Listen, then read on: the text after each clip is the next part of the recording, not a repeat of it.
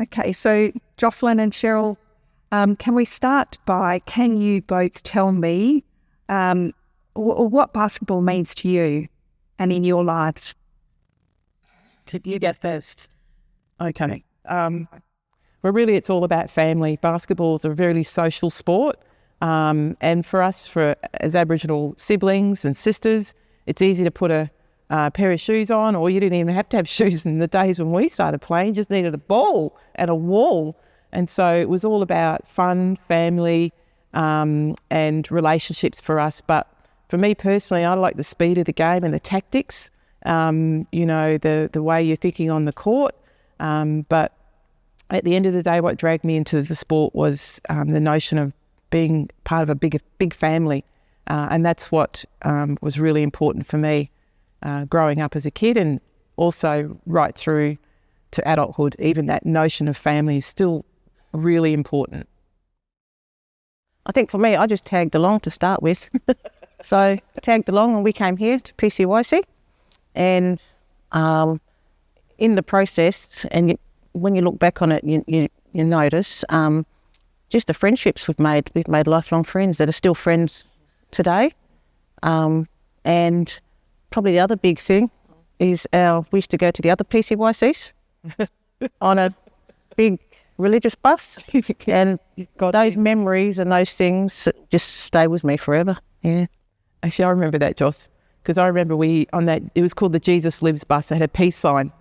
And we used to have these PCYC carnivals, but we used to flog every team in the district because we were so good.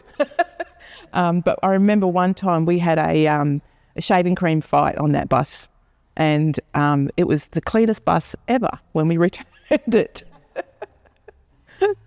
So tell me more about how you started playing basketball. For me, we were living with a step family at the time, and my stepsister asked me to play basketball, and I was only 10, and I'm like, what's basketball? And so we ended up playing at Harper Park, which is an outdoor basketball in Midland, where it originally started. I played out there for a team called the Midland Police and Citizens Youth Club. And that's how I started and fell in love with the game straight away. As Joss said, the relationships with friends, they became family to me. I treated everyone like family and they treated us like family. But there was a big difference. The PCYC club for Midland was run primarily by an Aboriginal family. So for us, we were accepted as soon as we walked onto the court and put a uniform on, or didn't even have to have a uniform on. You know, it was run by Aboriginal and non-Aboriginal folk, but the Aboriginal folk really gravitated towards us and us to them, and that made the big difference for me particularly. For me, I just followed. That's how I got into it. I just followed, but I loved it. And I think looking back, there wasn't those supports in place even for younger players back then, if I have to think about that. The only grade was under 12. There was no mini ball under 10s. So I was like a 6-year-old. I think I played under 12s for about 5 years before I could move on. But against bigger kids, and that just honed my skills in. You had to beat the bigger kids, basically. And I just loved it. Joss actually became a really good outside shooter because she couldn't navigate in between the taller players in her age group. She had to become an awesome shooter. So what I know about Joss was she was an awesome outside shooter, 3-point specialist. That was something I couldn't do, whereas I used to, I was thrown into the centrepiece and I was one of the taller players. But as I grew older, I became the shortest, so I had to change my game plan. But I loved it. I loved all of the game and the sweat and we were always aching for more games, eh? Like we never just played one game on it. Around. Yeah. To just pick up games. But they were seniors too. Yeah. And sometimes adults. Like we played juniors and adults. Because we were just hungry for that game. When the siren rang out, I was like, we finished already? I want to keep going. Yeah. So what sort of venues? Indoor, outdoor? That was outdoor. The Harper Park. How many courts were there?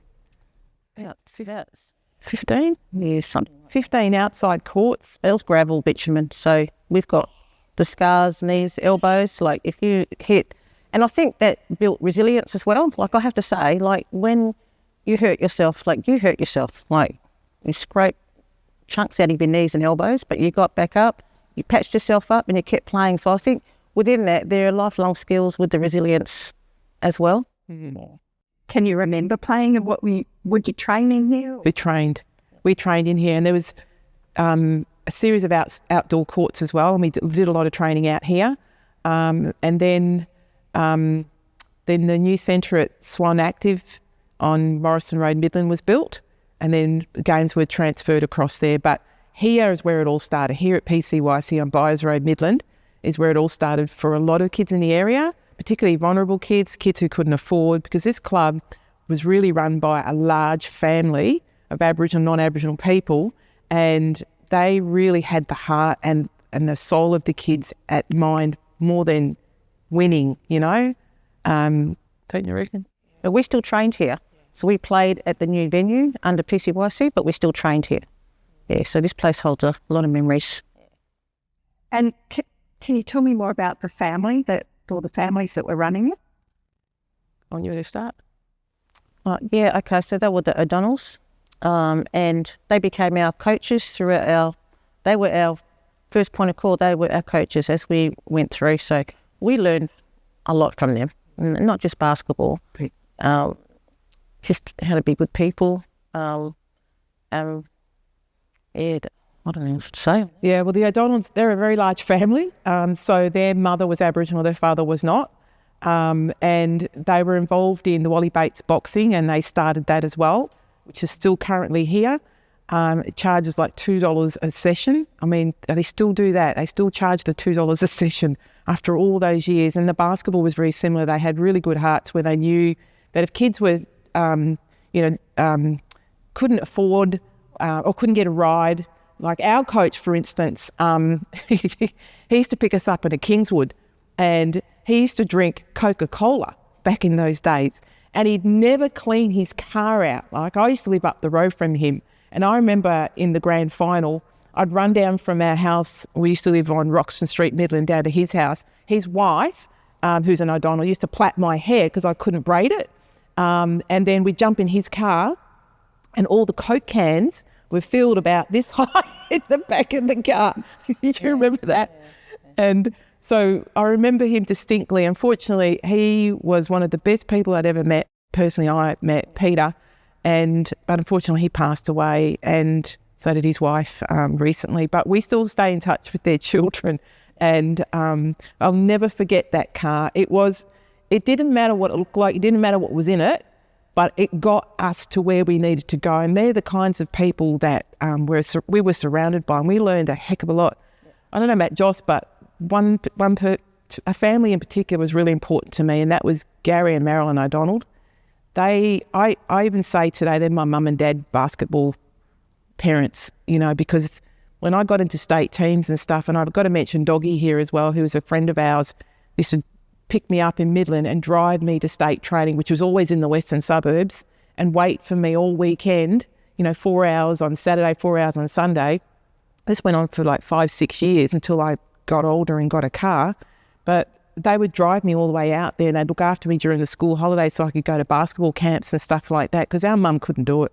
We come from a very large family, so they stepped in where our parents couldn't at that time, So for me, I have a really strong relationship with Gary and Marilyn because of, and Doggy as well, because of what they personally had done for me.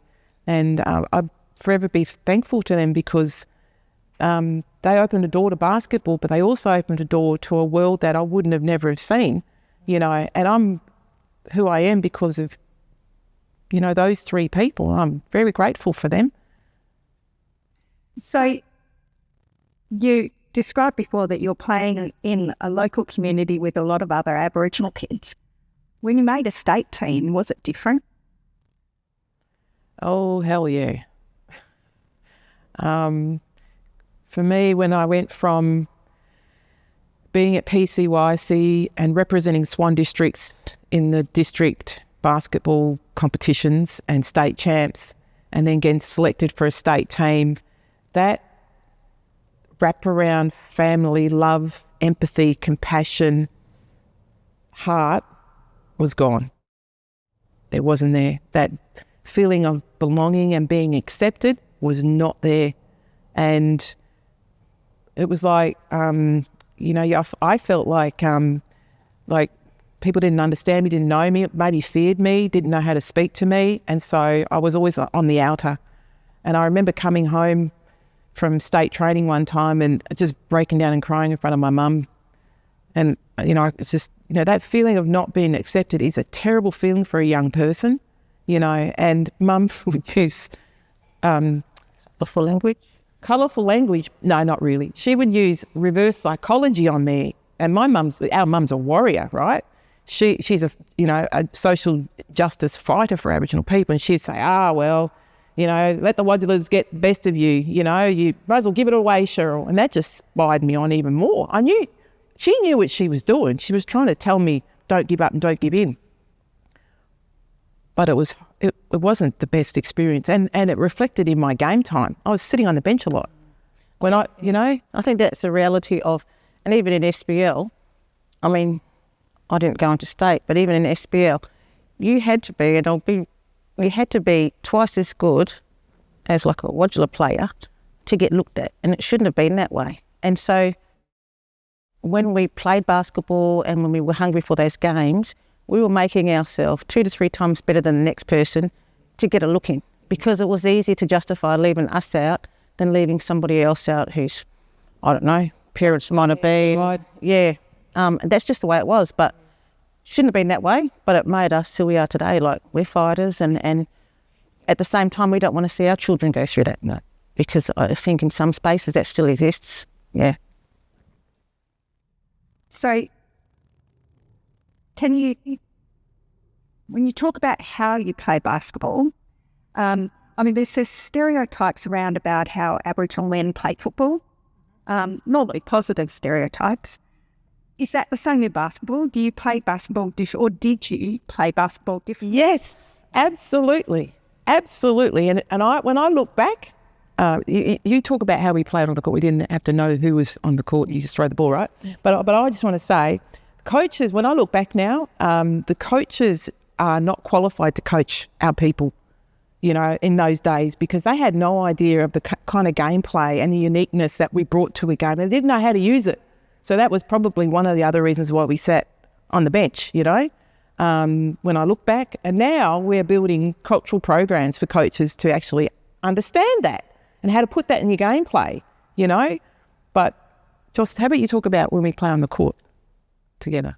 Oh, it's just intuition. You know where they're going, what they're doing, and you don't say anything. It could be just a little look and a lot of body language, which we use every day anyway. But we just know, and we've grown up playing together. So if we jumped on a court today, I'm sure, and we got up and down the court, same thing would happen.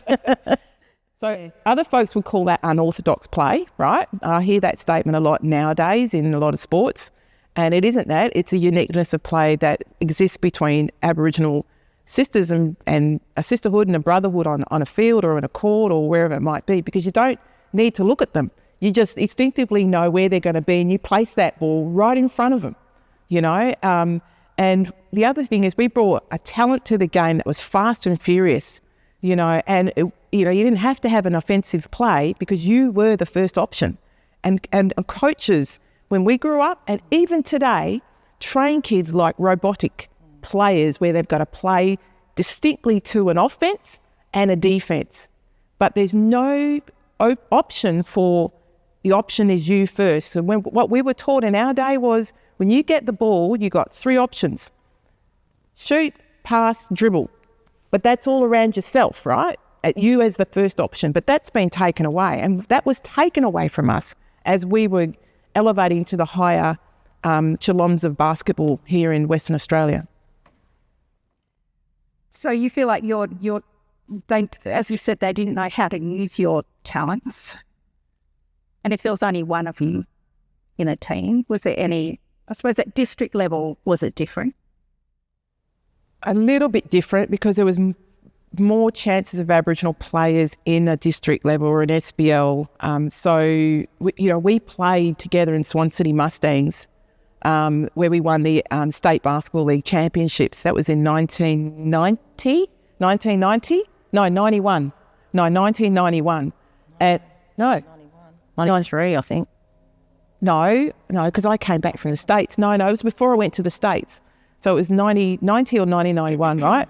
And it was at the Mount Claremont Superdome. And we were lucky to play in the 80s and 90s. And I don't think basketball's, at currently as it is, it's completely changed. The structure's completely changed. But when we played, it was in front of massive crowds. We had cheerleaders. We had music. It was like a night out for the whole family, and it was affordable for families to come. Now, the structure of basketball it's really watered right down that anybody can play, not the best of the crop, and it's spread right across metropolitan Perth and up to Joondalup and all the way down to Bunbury. So this is district level, and the cost of it has risen up so much that a lot of the families that we played with, whether they're Aboriginal or not Aboriginal, particularly out in the northeast suburbs where the poverty out here is quite high, don't get a look in. You know, so there's another barrier there. There's a financial barrier. I mean, that existed when we were there too, but we had this O'Donnell family who supported us, you know. We could talk about what we did do to combat that. We umpired to make our own money. Yeah. We had a beautiful old man called Gordon on the door, who I can say now, he used to let us in to help us out. He was fantastic. But we umpired, and how we got ourselves to, we didn't live far from the new centre, so we got very fit. Before we got bikes, we didn't want to trust the roads, running on the roads, so we ran through the bush. So we built our fitness that way. We ran through the bush to get to games and back and umpire. And then we got bikes. Yeah, and that was just awesome, like riding on a bike and then running through the bush. So that's how we funded or financed our basketball. And along the way, we also had people like Colleen, Peter, Gary and Marilyn that also helped with that as well. I've got to tell you a quick story though. But when we were going through the mud flaps and the bush area between our house and the new centre, we came back one day with a box of little ducklings. And, do you remember that? And we brought it home to our mum. Mum, look what we found on the way from basketball. And she told us off because they've got a mother. You need that. And we were devastated. I just remember crying, going, oh no, that poor mother. So we had to take the ducklings back in the bush. We thought we were going to keep them as pets. I remember that too. That was dangerous too when you think about it, because we were living in a dodgy part of Midland, and people could be in the bush hiding. We'd come home late from training and basketball and umpiring late at night, but that was the only way for us to give back to the people who were helping us. We didn't want to burden anyone. As we got old and understood what was going on, we were trying to pave our way and pay our way at the same time, you know. And when did you start coaching as well? Oh, I started when I was a junior. So I was, 14, I think, about 14. And I started coaching junior teams, but I also played in those teams. And then I'd play in the senior team. I'd wait all day and all night for the women to play so I could play in the women's league, you know, and I was really lucky. I think it wasn't really a challenge, but it's kind of where we honed our skills. Like as teenagers, we played in the women's competition. And even at SPL, we were like, well, I know I was 14 when I started in playing in that, and that just taught you to be tough, like toughened me up, but it honed your skills. And there was good in that, but there was also, I guess in another way, should a teenager have to do that to prove themselves? Probably not. Yeah, so, but that's just how it was. I mean, for me now, looking back, yeah, it was good. Would I want it for my daughters? No. And why not? Because I think that there was no equality in that. Like, why does the Noongar kid have to fight twice as hard and be subject to all this, but not the next person? That shouldn't be like that. There should be equality, and that's what I think wasn't fair about it. The equality was not there. Absolutely. I would add to that because I wanted to go further. I had my sights set on, on the Australian Institute of Sport and getting into that program, playing for the Australian team, and it never happened. I put an application into the Australian Institute of Sport and got a reject straight away. You know, that just killed me. And then I remember Mum saying, because I was at basketball like every day of the week, she said, Cheryl, you can't eat a basketball. And I went, huh? And then Mum was trying to say, because she knew that my hopes of getting into the AIS and living in Canberra and going on the Australian program had been dashed. And, you know, I thought, well, what am I going to do? Then I thought, I'm going to go play basketball in America if Australians don't want me. So I actually, I did apply to I did get a scholarship when I was offered a scholarship in Louisiana State University, but I was only 16. I was too scared to go. I was on my own. It would have been a huge jump. And it wasn't till 6 years later that I got an academic scholarship to University of Oregon. And I did a master's degree there, but I couldn't play for the team. I trained with the team, but I couldn't play for them because I was a postgraduate student. You had to be an undergraduate, and I didn't know. Otherwise, I would have done all my schooling over there, you know, but I didn't know. There was no one there to tell me. I was just finding all this stuff out on my own, you know. Yeah. Well, what about you when you got into Wakes? Can you remember what it felt like? Same as state champs, the state teams. Because the girls that I played with there, I played with in the state teams. It was the same feeling. There was one girl, though, who had a gentle heart, and that was Jenny Marsh. Out of all the players, she was a kind person who saw me as an individual and as a person, and she was quite generous and with her time and herself, you know, and I'll never forget her because of that.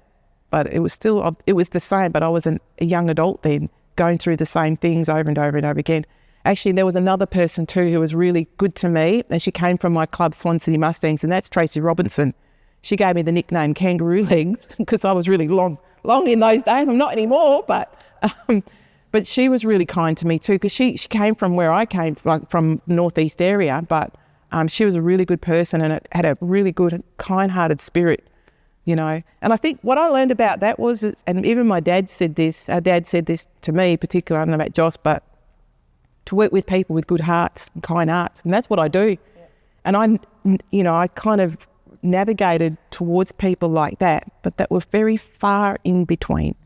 Coaches, definitely not at all.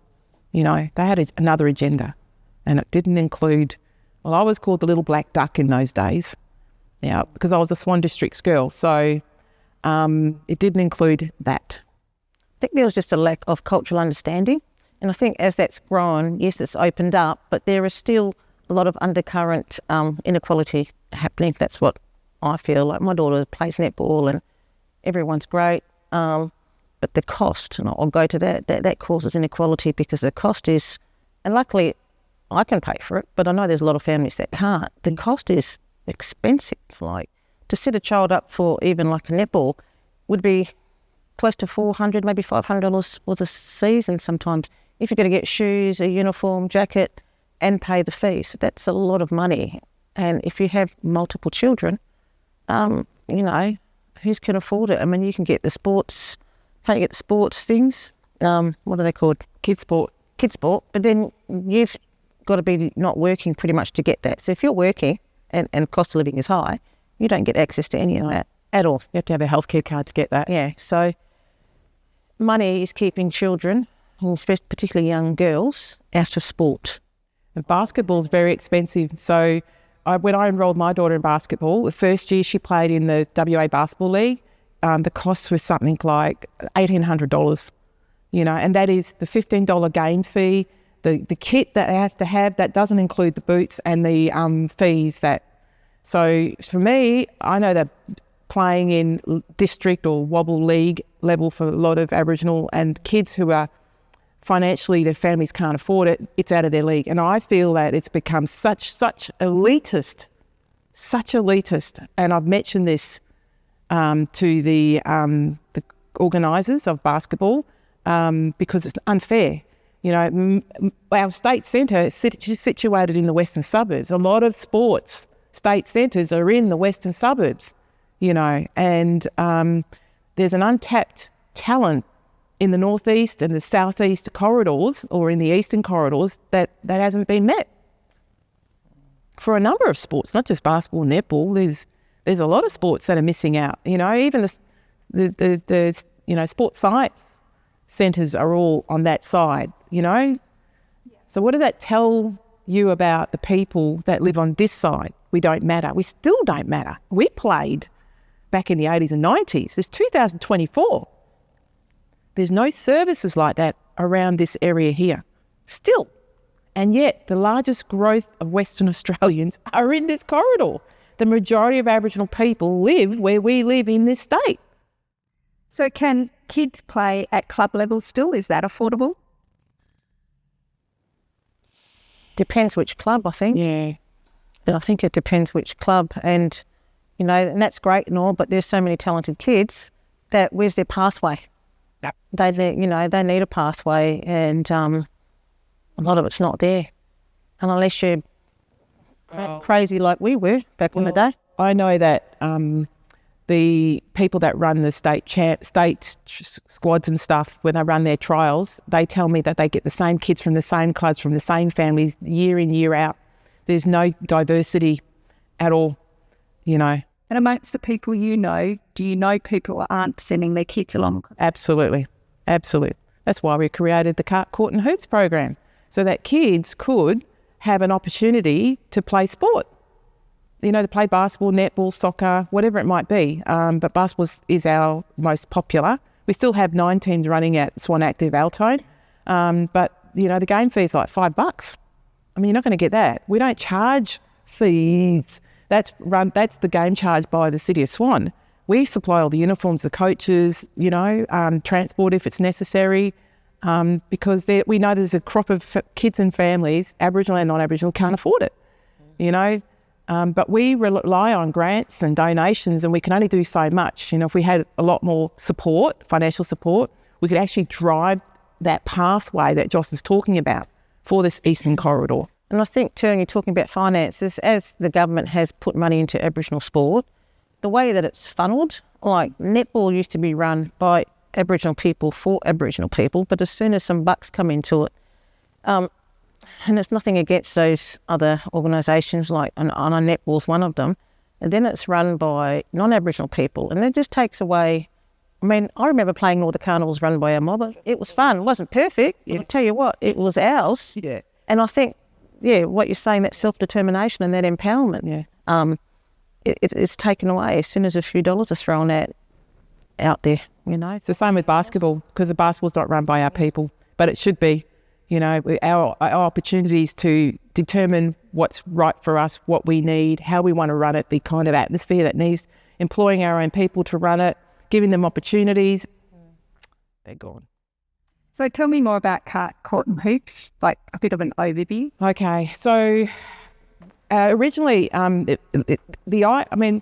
proposal, I wrote the proposal, but it was based on what I saw where the gaps and holes were in the Midland District for Aboriginal kids and non-Aboriginal kids to play basketball, but also going out and speaking and yarning with families about, what they wanted and what wasn't there. So we built a program out at the City of Swan to run, and in its heyday, we were getting over 100 kids every session, and run from 4 years of age up to 18. But it was a social gesture. Like it was to do with, the pillars were family, friendship, fitness, and really good food. Like we used to feed the kids after school, having fruits and I remember red capsicums, because kids loved red capsicums, Joss.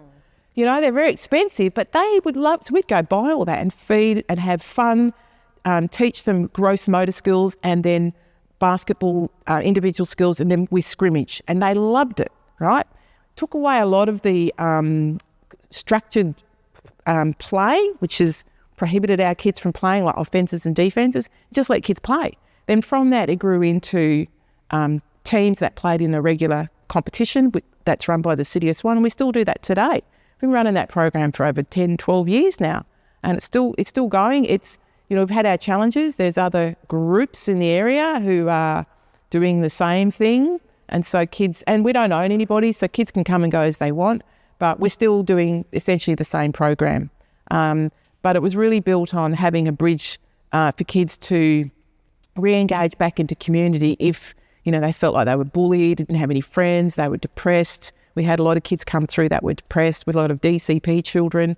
So essentially, it's now sort of grown into a program where, we still have really awesome players, but the pathway going up is clouded because that's a difficult piece to transition when you've got limited funds, but also of all the structural and institutional racism and discrimination that our kids face as well. It's very big for one organisation and one program to handle, but it's still there and it's still going, and the netball program's just like going crazy, and the soccer's doing really well as well. And do you think sport has a special place for Aboriginal people, or for Aboriginal girls in particular? I'll answer that one. Oh, okay.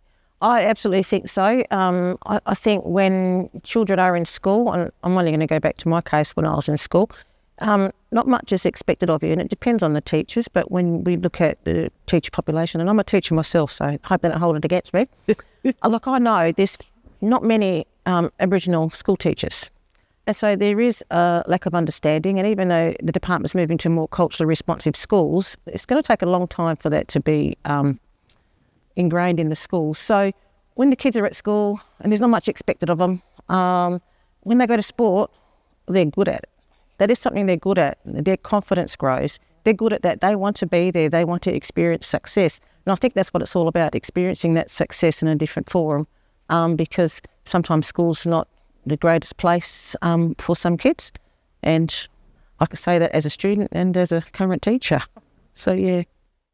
I just add to that too. So, unfortunately, basketball is really dominated by male administrators, particularly at the local shire level. And so when we were playing cart, court and hoops, we actually worked with the other clubs and we're not a club, we're a service, right? So we worked with other clubs to get get a girls' competition at the local centre. They'd been running for a couple, but they didn't put any effort into it really. And so it's now died away. So a lot of girls don't play basketball anymore at this local centre. It's mostly all boys. And when you look at who's making the decisions in sport, it's men. And that is a problem. Well, why aren't the girls playing? What do they need? Well, they need a girls' competition. So our girls that we're playing in mixed teams against all boys' teams. So that is a problem. So when you're getting completely flogged all the time because you've got really strong boys you're playing against or getting hurt, why would a kid put themselves in that position? It's the same situation as the schooling. Why put yourself in a position where the expectation is going to get flogged and that makes you feel terrible, so I'm not going to turn up. That's why girls drop out. They drop out of sport because they want to be in a girls' competition, run by women. I mean, even if you look at women coaches, there's not many women coaches because we do a lot of other things, don't we, as parents? But I guess there's a lot of barriers still for women to coach. I think fundamentally there needs to be diversity on people that make those decisions, like representation of women of colour, different cultures, religions. That there has to be it has to be diverse because our community is diverse. Yeah. So people in general aren't represented. People that don't fit that stereotype. Yeah. So looking back at when you started playing, were you conscious that there were opportunities available to the boys that weren't available to the girls? I wouldn't say growing up because, like I said, I felt like when we were with PCYC, we were family. We were treated equally by the club we were in, right? But as you got older and got into like the state basketball league, and we were still juniors then, right? Like 14, there was a difference because the men would get paid and the female team would get nothing. Yeah. And in our club, they would recruit overseas or American athletes and they would have to put them up in a home, a car, a job and pay them. Either some of those items or all of them together. And we were local, traditional owners, Indigenous, lived up the road, neighbourhood girls who played in our local state basketball league team. And we didn't get paid, And so, Cheryl, translating that to when you went to the next step, to the state and playing in the national comp. Yeah. Oh. No payment there. You didn't pay, there was no, oh gosh. When I left high school, I was talking about Doggy and Marilyn and Gary used to drive me around. I knew when I finished high school that I had to get myself a car because I lived in Lockridge and I had to drive to Mount Claremont for weight training, team training, individual training. So when I finished high school, I walked the streets of Midland and I knocked on God knows how many doors to get a job. And I was turned down by everyone but a Pakistani man, a man of diversity, who gave me a job at the local newspaper as the receptionist. And it was because of him, who didn't see past my colour, he just saw me as I am, gave me a job, and that job allowed me to get a loan, which my mum was a guarantor for, and I bought a car for $1,000.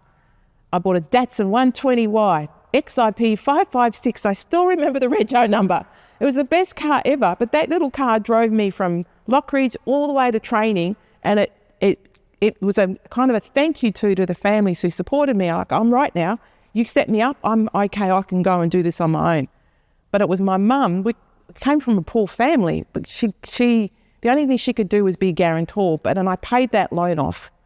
But before that, sometimes I had to catch buses and trains to get to training on a Sunday because my the PCYC family couldn't take me one time or a couple of times. But when I got to training, the other girls would drive Mercedes-Benz, those BMWs and their mum and dad, and I was always on my own, That was tough. It was good when she got a car because that was easy for me too. Jocelyn, turning again to, sorry to jump around, but we're going to run out of time. Turning to when you started playing, or when you were playing here at PCYC, can you remember what training sessions were like? What was involved? Or if you can't remember that far back, just any... The one thing I can remember that it was really, really enjoyable, and it wasn't so much structure. Chuck us out there and let us play. And you had to find your way. And I think that was the beauty in it. Like, you don't have to be this player and stand down here or run there. Get on the court, put your, uniform on and just play. So you get your court sense, you get your rhythm. You just understand all the positions. You're not tunneled into one position like a forward or a centre. You got to play everything. So if you were a big girl, you learned to bounce the ball. And if you look at like college basketball or stuff like that now, they've always done that. Yeah. So if we were ahead of the game, we just didn't know it, I think, at that point in time. But it was absolutely enjoyable. And the best thing was jumping the fence and going to Red Rooster after. I have to put that in there. Yeah. And what about, Cheryl, if you were running a training session now, what do you, with the kids, what would you? It's all based on fun. I remember with the KKNH, when I first started the training program, I used to train all the kids. I had a big parachute that was, and the kids go, are we doing basketball? Yeah, we're learning about each other's names and we're going to have some fun first, So, the kids would hold on to the parachute, lift it up, and I'd say, right, all the Sheilas, all the girls have to go underneath and the boys have to hold it out. And the kids would go underneath and then fly it back up. Or we'd have beach volleyball with a massive ball about this big, boys on that side, girls on that side, and then they'd have to play this volleyball game. And we'd start with fun, so kids got to know each other outside the basketball court, And that was really important, is the fun component. But Jocelyn's right.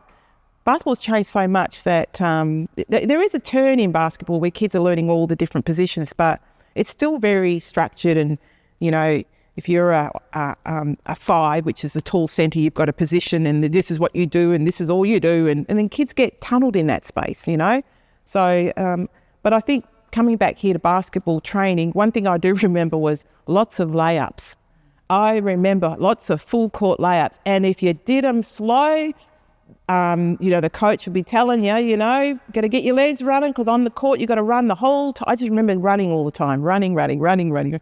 But the smell of freshly cooked chips from Red Rooster would permeate into the courts and we all couldn't wait for the training session. And then we just had to jump the fence to get over the, and then the coach would say, did you get us some as well? We'd go, yeah. That was fun. So it was fun, yeah. Then you get to waist level and you're training with the waist rockets. What was the training Oh, session? that was very different, very structured, very, very, very, very structured. And you had a position and you couldn't wander outside your position. You had a game plan. You couldn't go outside the game plan. And you know, you have a team of 12 and you knew which position in terms of on the bench, how much time you'd get, you know, and that was... I think that's the saddest I've seen Cheryl. When I look back, she didn't enjoy her basketball anymore. No. Like that's what I could see. She didn't enjoy it anymore. No, took my soul out, actually. Took my soul. And then, thank God, it was all over. But like I said, I had other ambitions, you know, and so I ended up becoming, I organised the KK&H program. I became a sports scientist. I still do a lot of sports stuff with kids, and I support my daughter. I go to every one of her games, and I love it. I mean, I get that hunger and that heart back, but in a different way. You know, I played in the Masters a couple of years ago, the Australian Masters, and I played with members of my old district SBL teams, and so that was really good fun. And also some of the waist rocket girls. So that was fun, you know. And it was good to hang out with a bunch of old girls again with sore knees. And we got into the grand final. Here's the thing, right? You had two Women's National Basketball League teams in the grand final from Western Australia, but nobody knew about it because the media had focused on the old Wildcats who didn't even get into the finals, who were playing at that competition. There you go. And that only happened a couple of years ago. That was the Masters. That was the Australian Masters held in Perth a couple of years ago. Yep. And all the players on the court for the grand final were either SBL players or NBL 1 players or WNBL players from previous Perth teams. But nobody knew. We knew each other, but the media just decided to hone in on the male Wildcat players that decided to play, that they didn't get into the final. We did. Mm. So you brought a couple of things along. Do you want to finish off? Shall we have a look at a couple of those? Sure. Yeah. Yeah. I don't know which one to show first. Maybe this one, because this is the heart and soul, I guess. You know what? Before you go, you forgot something about yourself. Oh, I have to say, Cheryl was instrumental in working with Basketball WA with the links to recognise us old SBL players at an Indigenous round, first one they ever had. So I want to say thank you to that because that was awesome. Love doing that. So tell me more about that one. Was the first Indigenous round? It was April 23. Was it April 23? So my daughter and I designed the Lynx Indigenous uniform, and then and that was it. And I said, well, hang on a minute, let's honour these women back in the 80s and 90s, and you know, who really were the heart and soul of Aboriginal women's basketball. Like without them, none of this would be possible for other women that are coming through. And so I had organised to try and ring around as quick as I could to find as many of the older players from the past and honour them in front of the Perth Lynx game in the Indigenous round. And I remember the Perth Lynx management said, oh, well, we can only give a ticket or 1 or 2 tickets per family. I went, hang on a minute.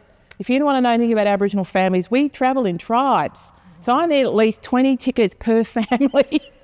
And I got them too. So what happened, well, I said to the girls, bring everybody with you. And I remember it was really emotional for pretty much everyone because it was the first time in their life that anybody had honoured them publicly for their contribution to basketball in their state. And they had their family and their grandchildren in the audience. And I tell you, that was a really beautiful moment to be able to do that for. So basketball for us was a sisterhood. Even though we played against each other, we're all still sisters, you know, like not born by, you know, not joined by blood, but joined by ball, you know. That was really significant. They've never done it again. So anyway, but this is where it all started. Okay, tell us about that and we'll get pictures later. This is the PCYC, one of the first teams. And I'm so tiny down here, and when I was talking earlier, for me, I played in this team for about 5 years. because that's all I could play. But look, we wore stubby shorts. There were no basketball shorts back in the day. We wore stubby shorts. And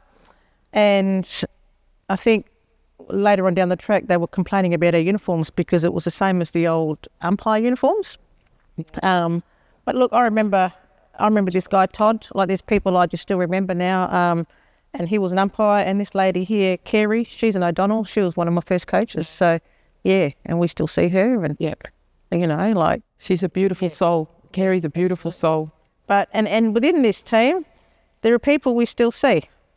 And, most of them, 90% of them are Aboriginal, you know? And you've got one of the shirts, haven't you? Yeah, I do, actually. It's not actually my shirt, but I don't know how I acquired it. Yeah, Joss, you open that up.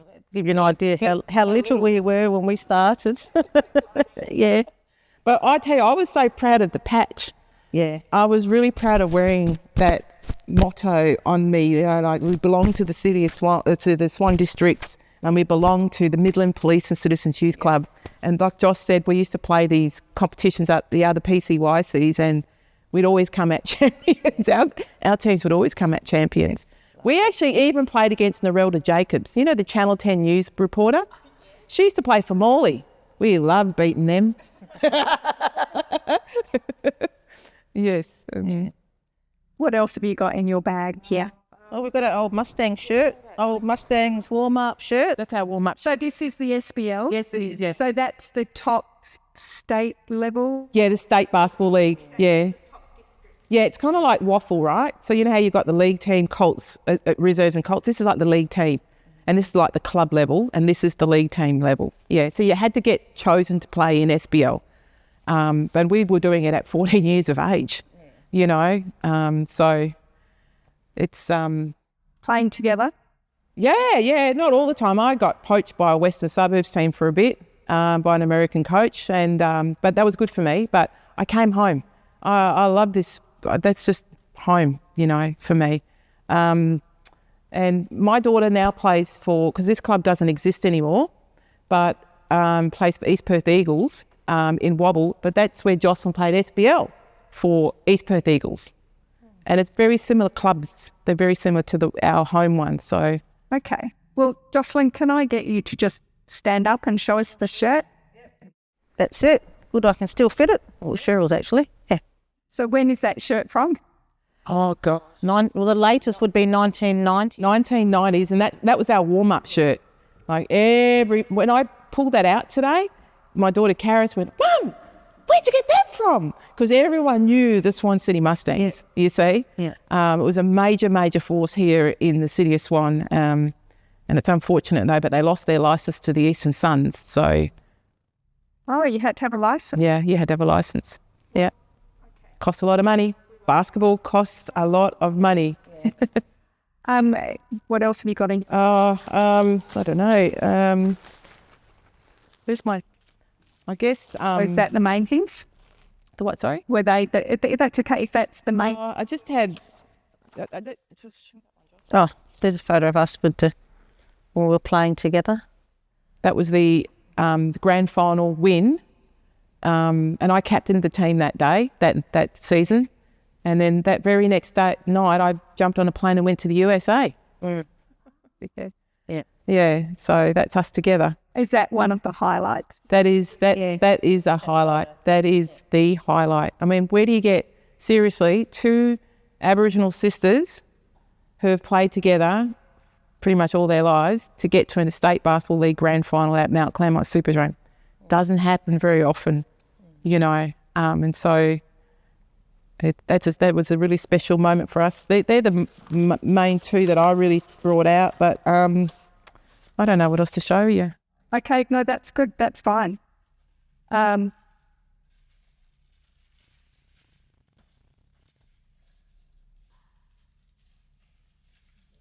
That's probably covered most of what we wanted to talk about. And is there someone trying to get in?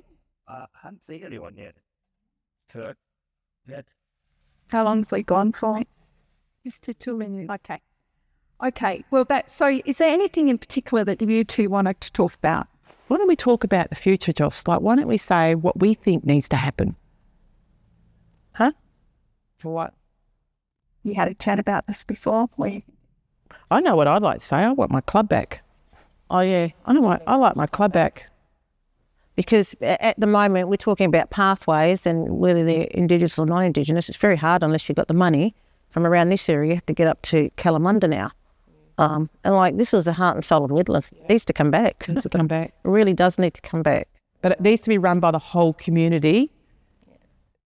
You know, like all interested and people who want to bring that club back. That would be my dream. And I think that you find that a lot of children will aspire. I'd like to coach in it. Better. I'd like to coach. I haven't coached. My last coaching at SBL level was with Glenn Ellis, who's one of the famous Wildcat blokes. And now I coached the reserve team to the SBL years and years ago, but I haven't coached at that level again. And I've been hungry for it. I had a wish. I'll yell it out loud now, right? Hopefully it might come true. I wanted to sit on the bench with New York Liberty and Sandy Brondello. The Sandy Brondello is an Australian, then they won the league competition in America just recently. And I played against Sandy Brondello, and I switched my training shirt with her because I played for WA, she played for Queensland, and we switched shirts. And I remember her distinctly, and I've still got that shirt, right? But she's the head coach of the New York Liberty. By golly, I would pay for anything to sit on that bench and just be a silent assistant coach, just to watch and be part of that, that spirit of the game, you know. But I would love to coach. If Swan City Mustangs came back, I'd be right there coaching. I would love to do that. You do that and I'll do the fitness coaching. You do the fitness coaching, I'll do the other coaching. But anywhere there in TV land, hi Sandy Brondello, we're here. And so that would be a district club. You're looking for a district level club? Yes, it is. Yeah, that's what you call it. Yeah. NBL 1, I think they call it now. Yeah, NBL 1. It needs to come back. There needs to be some life back over here. There's so many kids here that, you know, given an opportunity, I think we'll see some superstars. Yeah, absolutely. Yeah. But you'd require a license? You have to get a license, yeah. Yep. You have to have so much money, have a license. So basketball at that level is professional, commercial? Yes, it is, yeah. But, you know, like we said, in our day, they used to pay the men, but not the women.